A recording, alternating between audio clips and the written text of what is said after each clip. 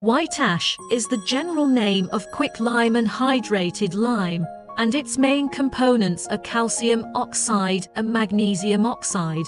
The power of the white ball pressure host comes from the electromagnetic speed regulating motor, which is transmitted to the drive shaft through the roller and the cylindrical gear reducer through the rodder pin.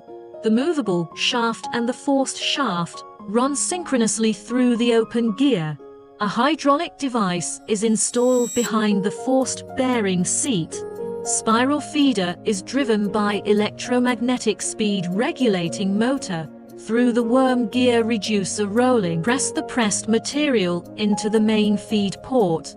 In the spiral feeder, due to the constant feeding pressure of the electromagnetic speed regulating motor, the constant feeding pressure can be maintained under the condition that the feeding amount is equal to the material required by the host machine, so that the pellet quality is stable.